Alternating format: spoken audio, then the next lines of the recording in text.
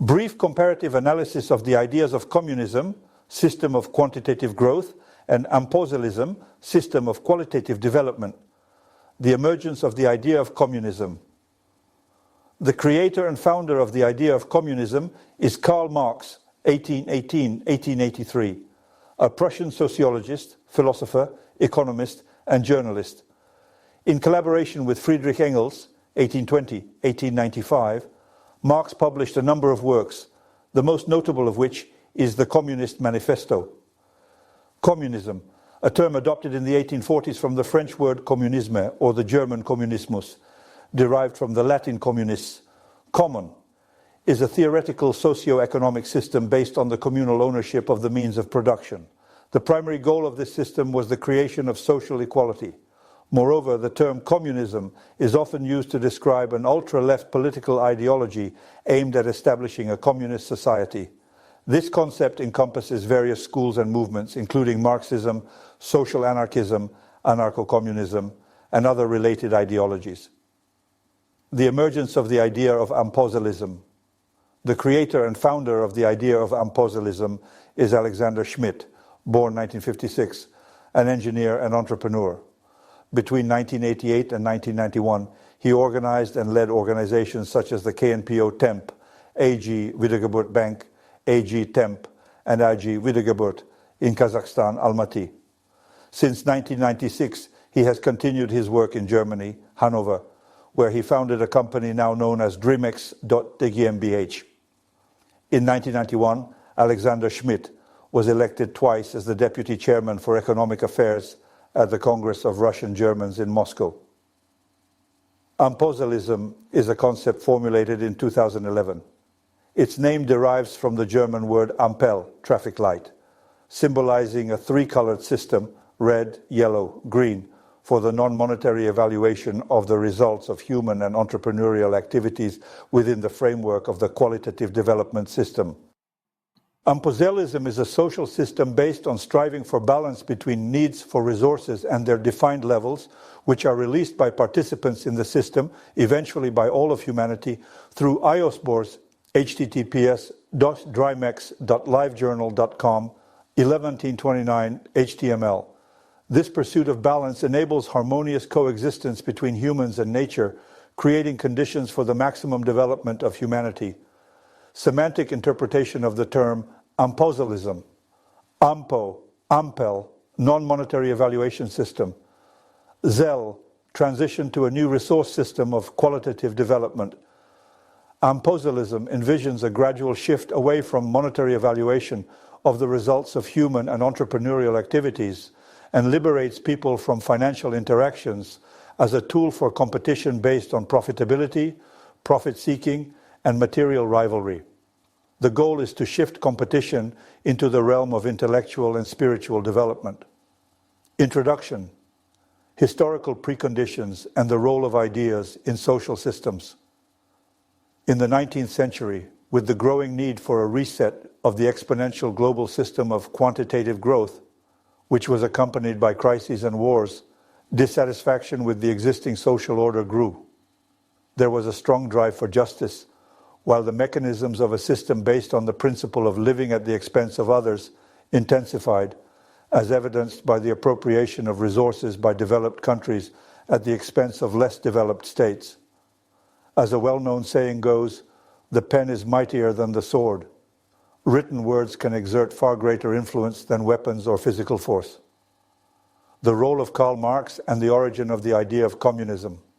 Under the pen of Karl Marx, with the support of Friedrich Engels, who is believed to have had ties to international financial magnates, a utopian idea emerged that later led to significant human losses, around 100 million people, and radical transformations in resource-rich countries. Notably, this idea did not take root in Germany, where it originated, but spread to resource-rich states such as the Russian Empire. Practice showed that investments in the creation and implementation of the utopian idea of communism were extremely profitable. In Russia, millions of people were exterminated through the mechanism of Red Terror, while natural resources were handed over to investors who financed the implementation of this communist idea. The territory of the former Russian Empire, as the author of this analysis contends, remains under the influence of those who benefited from the communist concept by exploiting its resources and building their power on the principle of divide, provoke, and rule, socialism, national socialism, and geopolitical contexts. The idea of socialism as the initial developmental stage of communism took on a national orientation in Germany, eventually leading to the emergence of National Socialism, Nazism. This ideology was used to weaken both Germany and the USSR while fostering conflict between Germans and Russians. The goal of such actions may have been to prevent a strategic alliance between Germany and Russia. The formation of such an alliance, referred to as the German-Russian Axis, could have posed a potential threat to the dominant Anglo-American Axis. This partnership might have offered the world an alternative to the existing system of quantitative growth, one based on the principles of qualitative development. Modern challenges and attempts to repeat the cycle of quantitative growth in the modern era, amid the need for a reset of the quantitative growth system, familiar tools are being employed again, ideas closely resembling communism but adapted to contemporary realities. These ideas are often presented under the banners of black, red, green, leftist, and other social movements. However, their implementation is frequently associated with methods perceived as authoritarian and, according to critics, driven by the interests of global magnates. The classical theorists of communism asserted that history develops in a spiral, rising to a higher level. Modern efforts to establish a system of digital control can be seen as an adaptation to new realities, a modern equivalent of a slave-based system grounded in total control over people. This system ostensibly serves the interests of a narrow circle of the financial elite. The main problem for proponents of the quantitative growth system is that its further development has become impossible. A reset of the old system through wars, as was done in the past, is no longer feasible for the following reasons. Modern weapons of mass destruction pose a threat to all humanity, including the global financial elite. The use of such weapons carries risks for other, more advanced civilizations that may exist on Earth and would not allow such global destruction. The development of artificial intelligence, influenced by the lies and injustices of the old system, logically leads to decisions that could include the destruction of humanity. The only salvation for humanity lies in transitioning to a new system of qualitative development based on truth and justice. In such a system, humans and artificial intelligence can coexist peacefully and create a harmonious society for the future. The problem of manipulation and resistance. The goal of modern parties and movements promoting updated versions of communist ideas is to preserve the quantitative growth system. To achieve this, old systemic manipulation mechanisms are employed, such as artificial scarcity, planned obsolescence, and financial exploitation. At the same time, opponents of these processes are often accused of fascism, distorting perceptions and creating an illusion of democracy within these parties and movements that support the quantitative growth system. Key differences between communism and Ampozelism. Before analyzing the ideas of communism and Ampozelism, it is important to note the following. Communism is the final socio-economic formation within the quantitative growth system. Ampozelism is the first socio-economic formation of the alternative qualitative development system. Thus, their comparison should be based on universal human criteria: freedom, justice, and the harmony of spiritual and material well-being. 1. Comparative analysis. A comparative examination of the ideas of communism and Ampozelism is based on the fundamental features of the communist concept in the context of differences between the global systems of quantitative growth and qualitative development.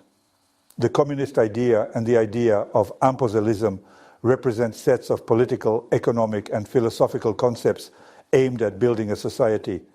They can be compared using the following key features of the communist idea. 1.1.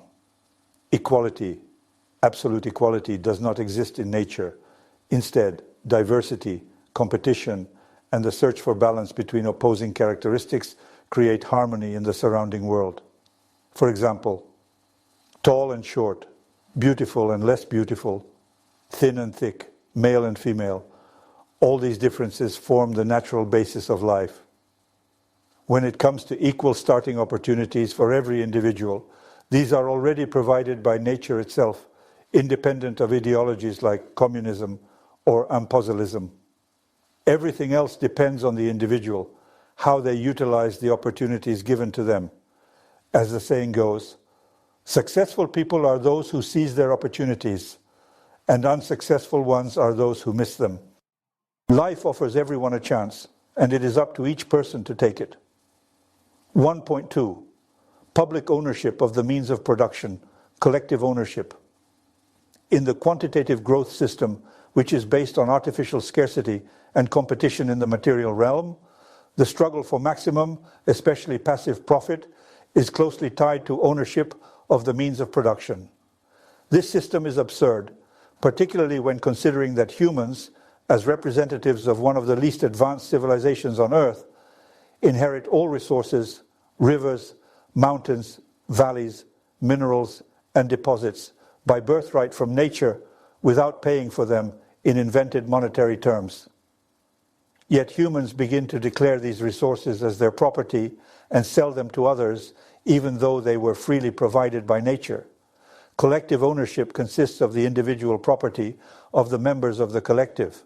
If individual property is absurd, then collective ownership also loses its logic and becomes meaningless.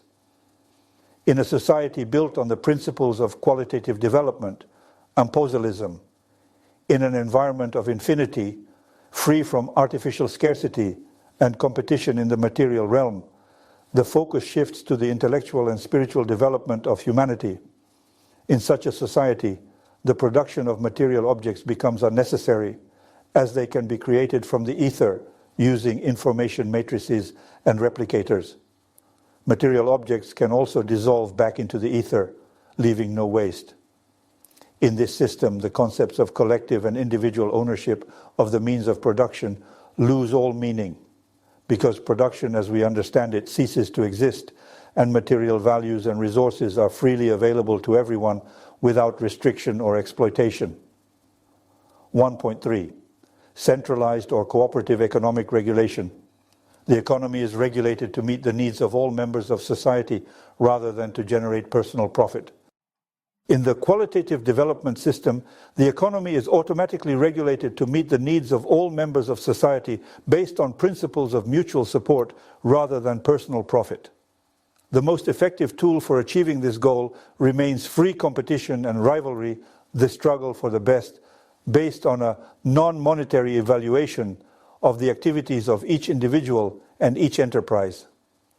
This is particularly important in the infinite intellectual and spiritual realm, where progress is unrestricted.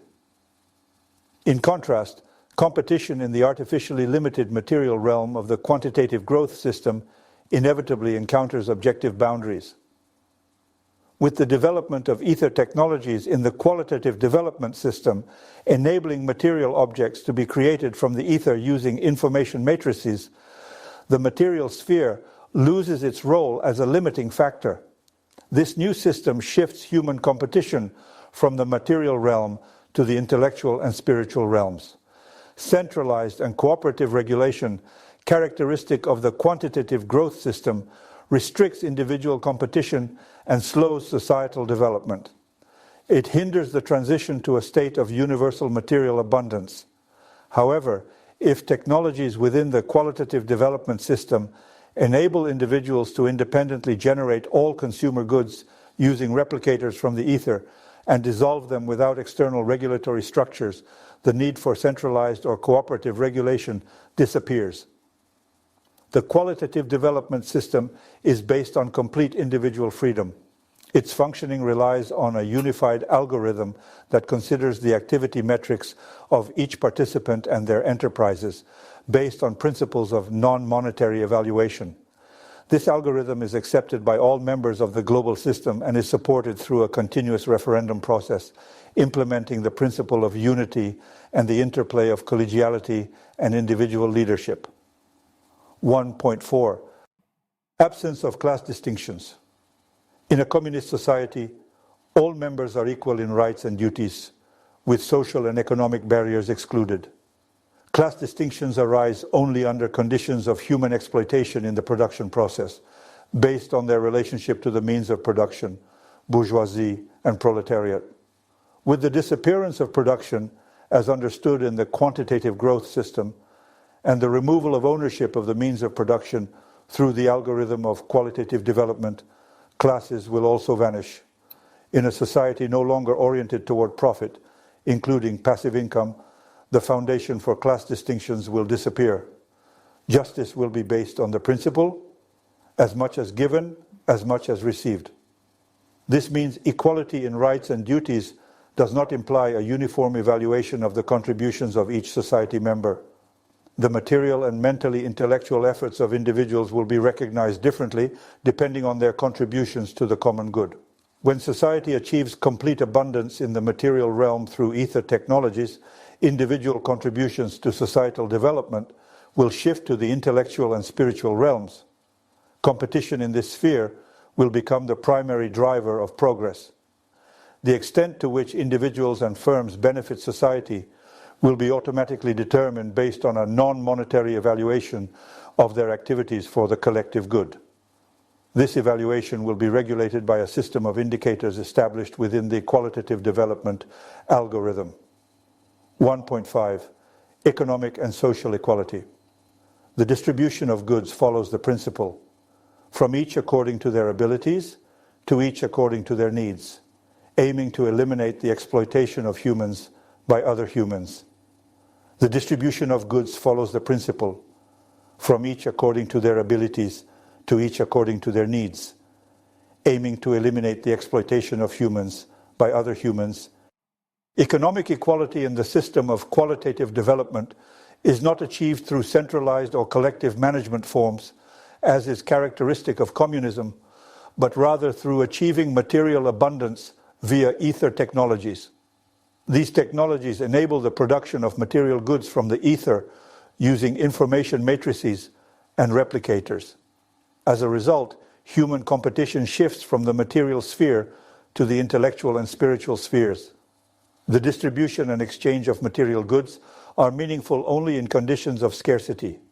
In the qualitative development system, however, material goods can be obtained in abundance from the ether within a short time, eliminating the need for their distribution and exchange. The communist slogan, "From each according to their abilities, to each according to their needs," appears archaic and utopian for the following reasons. A. From each according to their abilities.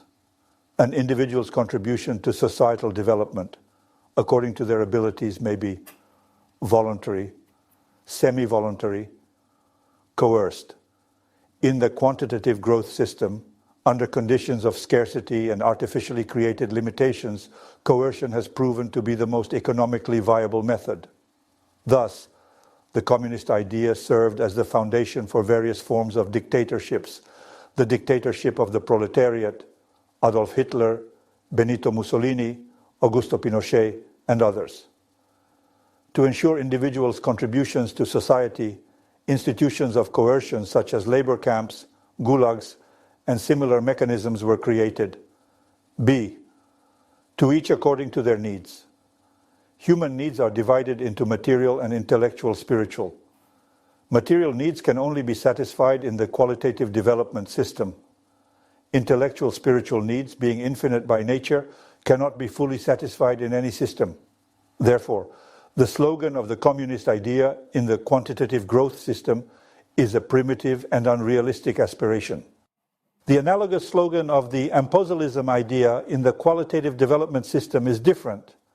From each voluntarily according to their abilities, to each according to reasonable material needs, under conditions where there is no production, no artificial scarcity, no exchange of material goods, and no exploitation of humans by other humans, such a society becomes achievable. In practice, the implementation of the communist idea, according to its slogan, "From each according to their abilities, to each according to their needs," led to the exploitation of not only adult men and women, but also children. 1.6. The withering away of the state. In its later stages of development, communism implies the disappearance of the state, as a classless society has no need for a repressive apparatus. However, during the earlier stages, e.g. the socialist stage, the state is necessary for the transitional period.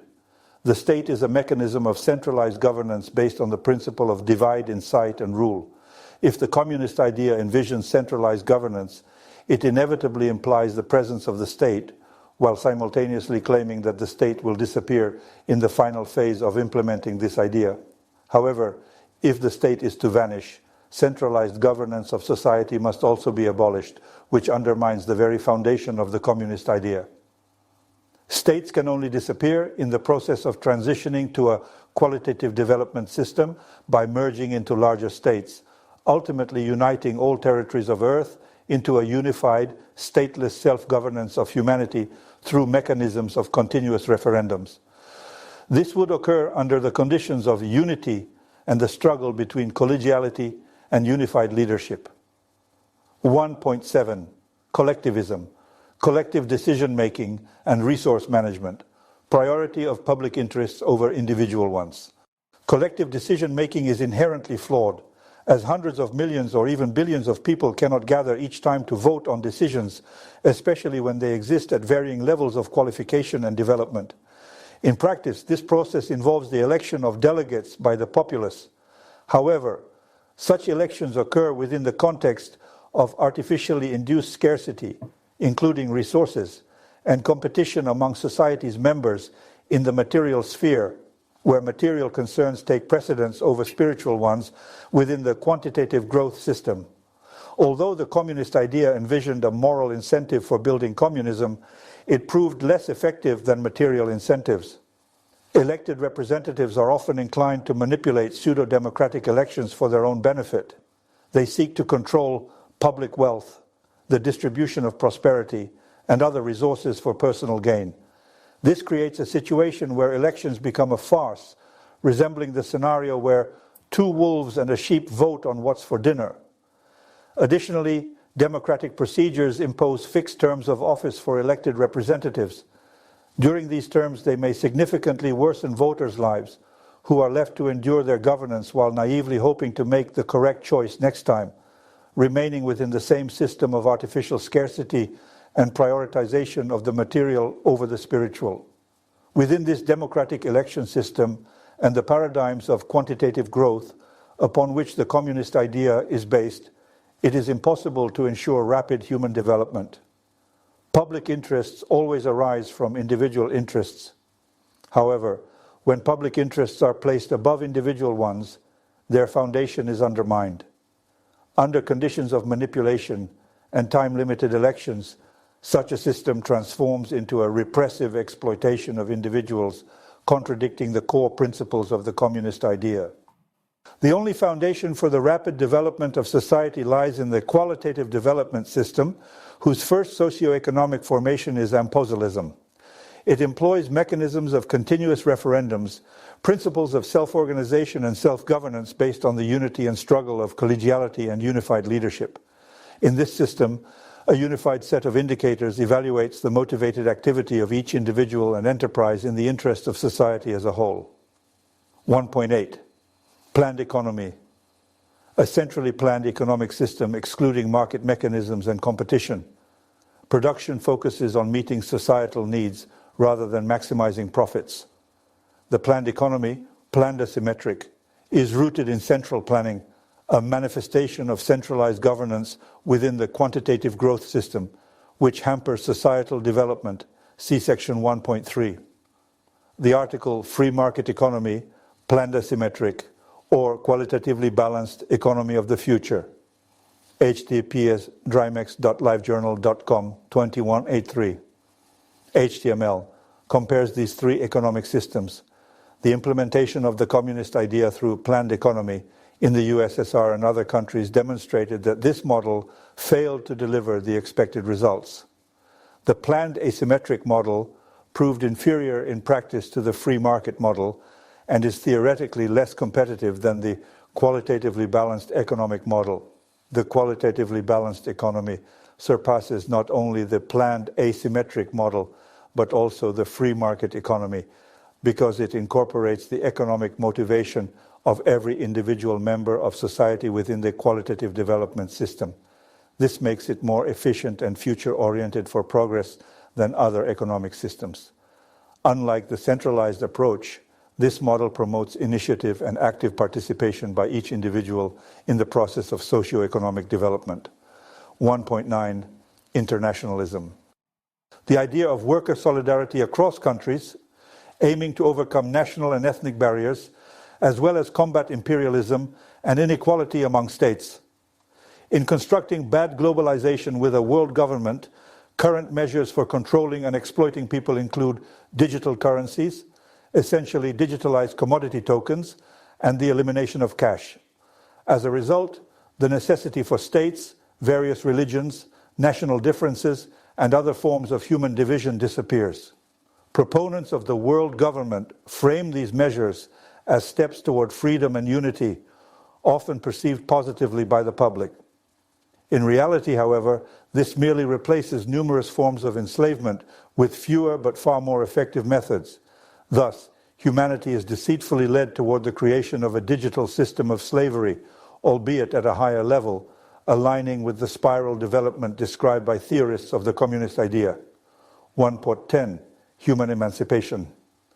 The elimination of all forms of oppression, economic, political, gender-based, national, and others, and the creation of conditions for the comprehensive development of every individual. Emancipation, from the Latin term emancipatio, refers to freedom from social dependencies, such as children from parents or women from men. However, it also introduces a form of human separation, dissolving traditional social bonds and opening the door for control by a small group of investors in the communist idea or global financial magnates. In reality, emancipation dismantles the natural social bonds that provide support and foster the development of individuals. The loss of these bonds facilitates the management and manipulation of people by financial elites, contradicting the stated goal of comprehensive human development. 2. Utopianism of the communist idea. The communist idea is often regarded as utopian because its implementation under real-world conditions proves challenging. From the perspective of the alternative system of qualitative development, the utopianism of the communist idea is primarily rooted in the inefficiencies of the exponential quantitative growth system, whose final socio-economic formation is communism. The utopianism of the communist idea arises from several reasons, which can be divided into theoretical and practical aspects. 2.1. Idealization of human nature. Communism assumes that people can overcome egoism, greed, and individualism, ensuring equitable cooperation and the absence of exploitation.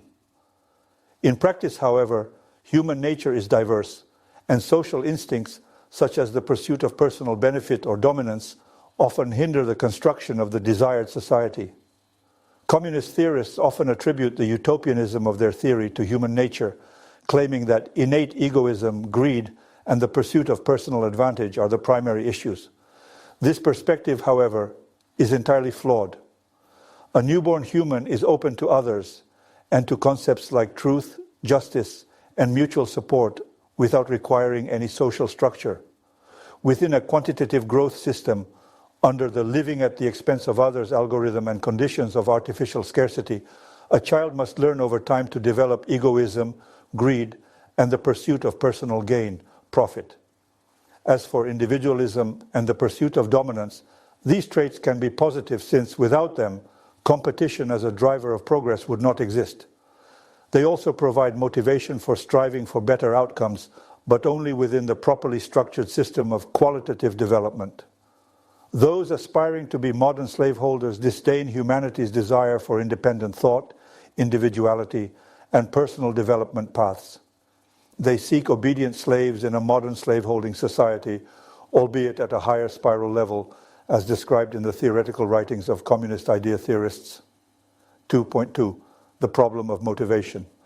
The principle, from each according to his ability to each according to his needs, assumes that people work not for material incentives, but for the benefit of society. In practice, however, The absence of material incentives often diminishes productivity and initiative. Within the quantitative growth system, under conditions of artificial scarcity, competition in the material realm, monetary interactions between individuals, and unmet material needs, members of society systematically prioritize the satisfaction of their material needs. However, in practice, the moral incentive of the communist builder was also an effective mechanism for increasing individual activity during attempts to construct a communist society. As awareness of the utopianism of the communist idea grew, material and financial interests increasingly outweighed non-monetary incentives. In the qualitative development system, by shifting human competition from the material to the intellectual and spiritual domains and creating a society of abundance in material goods, non-monetary evaluations of individuals' and companies' activities will increase and ultimately become the sole means of determining their activity level within the process of mutual societal support. 2.3. Challenges in economic planning. The communist idea relies on centralized or cooperative planning, requiring precise accounting and forecasting of societal needs. In reality, planned asymmetric economies encounter bureaucracy, inefficiency, and inflexibility in responding to change. It is reasonable to direct human efforts toward creating a society of abundance by transitioning from the exponential quantitative growth system to the alternative system of free and natural qualitative development, rather than wasting time and human resources on suppressing individual freedoms through centralized or cooperative control of activities and consumption in the outdated, inefficient system under conditions of artificial scarcity. No centralized or cooperative management can effectively regulate the motivations, aspirations, and desires of free individuals except through coercion and restrictions on their freedoms, as demonstrated by the attempts to implement the utopian communist idea within the quantitative growth system. 2.4. The problem of resource allocation. To ensure an equitable distribution of wealth, inequality must be eliminated, which is challenging under conditions of limited resources. Even with equal needs, people's expectations can vary, leading to conflicts. Within the quantitative growth system, characterized by artificial scarcity, competition in the material realm, and monetary interaction, foundations of its functioning, it is impossible to achieve justice, truth, and equality. In an alternative system of qualitative development, within a society of abundance in consumer goods and the liberation of designated resources into infinity, conflicts become impossible as there is enough for everyone. Regarding competition in the intellectual and spiritual realm, it would fully satisfy human nature by fostering conflict-free pursuits of excellence, greater achievements, and so forth. 2.5. Social and political contradictions. Transitioning to communism involves eliminating class differences, but in reality, this has often been accompanied by conflict, violence, and dictatorship, e.g., in the USSR, China. Attempts to create a communist society have led to the strengthening of repressive apparatuses, contradicting the ideals of freedom and equality. It is logical that the elimination of class differences in the process of building a communist society was not achieved by transforming the quantitative growth system into an alternative system of qualitative development. Instead, it relied on voluntaristic, centralized actions based on principles like we will defeat violence with violence, or the whole violent world must be destroyed, and then we will build our new world. As is well known, violence only begets more violence, whereas love and goodwill generate more love and goodwill. For this primary reason, the communist idea was both utopian and harmful to humanity. 2.6. The absence of the state as an end goal. Communist theory envisions the withering away of the state, but in reality, the strong centralized administrative apparatus required in the early stages becomes entrenched and obstructs the development of a just society. It is naive to expect people within the central power apparatus to oppose the system and its principles of living at the expense of others, greed for profit, and the pursuit of gain.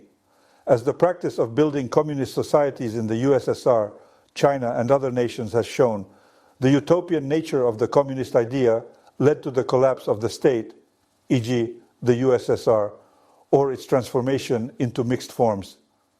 In China, for instance, planned asymmetric and free market economic models were temporarily merged into a hybrid system that is itself doomed to self-destruction, just like the dying quantitative growth system. Looking ahead, only the establishment of a good globalization based on the qualitative development system makes sense. 2.7. Historical experiences. Attempts to implement communism in the 20th century, e.g., are in the USSR, China, Cuba, North Korea, revealed many flaws, such as authoritarianism, economic crises, inequality, and low standards of living. This reinforced the view of communism as an unattainable idea. All these flaws were caused by the initial use of the idea of communism as a pen, which is mightier than the sword, as an ideological weapon against countries with the goal of conquering their resources, territories, and influence in the region within the algorithm of the quantitative growth system, where the principle of living at the expense of others prevails under conditions of artificial scarcity. The liberation of such countries, as well as the investors in the communist idea, from the consequences of attempting its implementation in real life, lies in the transition to the algorithm of a new alternative global system of qualitative development to a society of abundance and the unprecedented development of humanity. 2.8. The idealistic character of the concept. Communism assumes an ideal society where conflicts, exploitation, and oppression disappear. However, in the real world, it is impossible to completely eliminate contradictions and guarantee equality for all. Therefore, the communist idea, although attractive to those who seek justice and equality, is often regarded as a utopia due to its incompatibility with real social, economic, and political conditions. Under these conditions, the algorithms of the global exponential system of quantitative growth are understood, with historically evolved socio-economic formations, slavery, feudalism, capitalism, communism, with its first developmental stage, socialism. This old dying system will inevitably be replaced by an alternative global system of natural qualitative development, with its first socio-economic formation, Ampozelism. See information on the necessary measures for transitioning from one system to another, https drymex.net, Rue Rusland, January 20th, 2025.